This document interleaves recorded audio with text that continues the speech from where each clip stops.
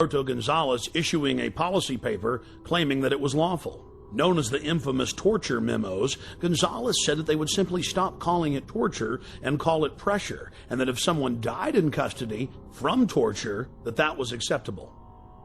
But White House counsel John Yoo went even further. In memos that he wrote for the president that were used by the military as their authority to engage in torture, he stated that they could even torture small children in front of their parents, in some cases sexually. And in another shocking turn, President Bush has taken to signing pieces of legislation that haven't even passed the Congress.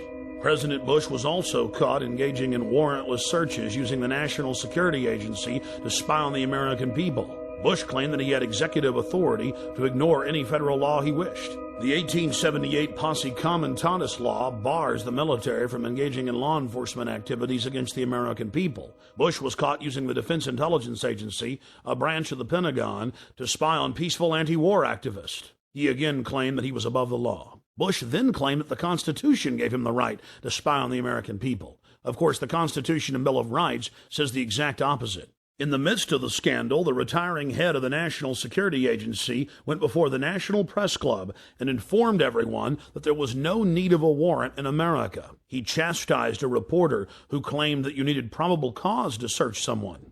He said all that was needed was that it be, quote, reasonable, and the government would decide what was reasonable. My understanding is that the Fourth Amendment of the Constitution specifies that you must have probable cause to be able to do a search that does not violate an American's right against unlawful searches and seizures. Actually, the Fourth Amendment actually protects all of us against unreasonable search and seizure. But that's what it says. The measure is probable cause, I believe. The amendment says unreasonable search and seizure. But does it not say probable? No. The court standard, the legal standard, search and seizure. the legal standard is probable cause. General, you used the terms just a few minutes ago, we reasonably believe. And a FISA court, my understanding is, would not give you a warrant if you went before them and say, we reasonably believe. You have to go to the FISA court, or the Attorney General has to go to the FISA court and say, we have probable cause.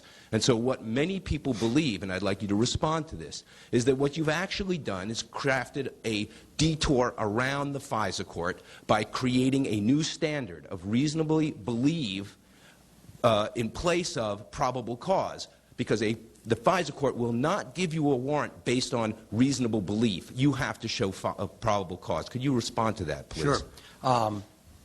I didn't craft the authorization. I am responding to a lawful order. All right? The Attorney General has averred to the lawfulness of the order. I will now read the Fourth Amendment in its entirety. The right of the people to be secure in their persons, houses, papers, and effects against unreasonable searches and seizures shall not be violated, and no warrant shall be issued but upon probable cause, supported by oath or affirmation, particularly describing the place to be searched and the persons or things to be seized. Notice the Fourth Amendment clearly states no warrant shall be issued but upon probable cause, and that must be supported by an oath or affirmation, and particularly describing the place to be searched and the persons or things to be seized. That is the definition of reasonable. Reasonable is having a witness and having probable cause, and specifically knowing what has been done that is wrong and against the law that you're searching for. Not just, oh, we say we're being reasonable. The National Security Agency director clearly knew what he was doing. He knows that 99% of Americans have no idea what the Fourth Amendment actually says. So he claims that it's okay for them to spy on us without a warrant, counting on us being ignorant. That ignorance needs to end. Or maybe he's looking at a Fourth Amendment that the rest of us haven't seen.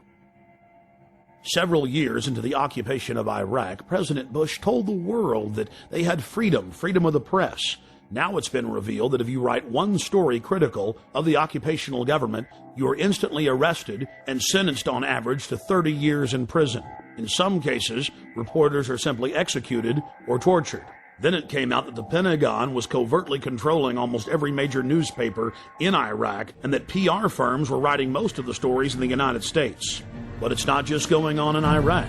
Billions and billions of dollars a year are spent paying off reporters, planting fake news stories, and producing fake newscasts. The military calls this InfoWars, seizing the mind of the enemy, and they are treating the American people like an enemy. When you learn that the Pentagon, the CIA, and the White House are openly engaging in military-style propaganda against the American people, then you begin to realize why large portions of the American population simply don't have their facts straight.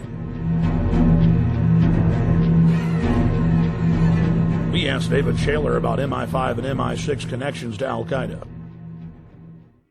I learned of an operation in which MI6, the British External Intelligence Service, had funded Al-Qaeda to carry out an operation to try and assassinate Colonel Gaddafi of Libya. Once I'd become briefed on a plot in which MI6 was funding our terrorist enemies without government permission, I no longer wanted to be part of that setup. We also spoke with former MI5 agent Annie Machon, herself a whistleblower exposing MI5 and MI6 wrongdoing. I went public in conjunction with my partner because we'd seen so many dreadful things going on, and we believe that the British public deserves better protection. My own not so much government but intelligence services were carrying out operations in which innocent Libyans died. David was briefed officially by MI6 officers on their attempt to assassinate Colonel Gaddafi by funding Al-Qaeda in Libya. So I felt the need to say something about that. It took a long time to have the courage to be able to do that with the newspapers in this country, but eventually I decided that was the only way forward. We had to leave our friends and family, we had to leave our jobs, our home, everything in London with 3 days' notice because the newspaper suddenly decided to kick into action. I lived in exile for 3 years. In fact, when I actually tried to use a legal route to alert the British government about MI6 funding Al-Qaeda, I was the one thrown in prison. We then tried to negotiate with the government. We tried to say, please take our evidence about the crimes we've seen. The government refused then, and to this day, 8 years on, they are still refusing to take David's evidence and my evidence about crimes committed by our intelligence agencies. We have sources who have told the press, sources in America from the State Department and the CIA have confirmed that payments were made to a group in Libya that was associated with Osama bin Laden. A document actually appeared on the internet which predates the attack and describes exactly the modus operandi, the way of carrying out the attack, the timing of the attack, the people involved, the Islamic extremists and so on, that I described when I went on the record. As a result of the attacks on 7/7, the British people seem much more complacent and will allow the state to infringe their liberties in a way that they wouldn't allow them to do otherwise. While in London, I learned that Parliament had just passed a law that would ban any type of free speech within several miles around the British Parliament building. Blair's approval ratings go up when there is an event. Bush's approval ratings go up when there is an event. What, quote, Muslim extremists in their right mind would carry out an operation that would empower the New World Order global empire whose epicenter is London and New York and D.C.? Why would anybody put up with this? My friends, never give up your liberty. Stand up against tyranny.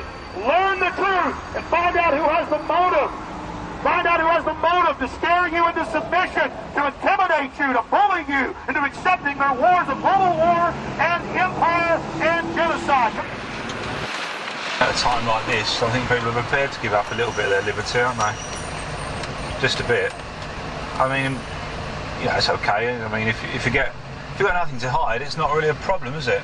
I think we should be just a bit firmer on what we've allowed here. I think we've been too democratic and we've been too soft. What it's done to people who wish to demonstrate is increasingly worrying. A lot of demonstrations, both at Genoa, at the G8 at Gleneagles, many other places around the world. There is no wish of those who demonstrate, in my view, for violence. They disagree profoundly with what their governments are doing. I'm not saying whether they're right or wrong. I'm simply saying that they should have the right to do so without harassment, intimidation, or indeed being charged, attacked, and being seriously injured. Because the only ones who are going to be allowed to have the big loudspeakers out in the public areas, just like in China, are going to be the state. I must say one of the things that does concern me is Brian Hoare, who camped outside Parliament in the square, which actually faces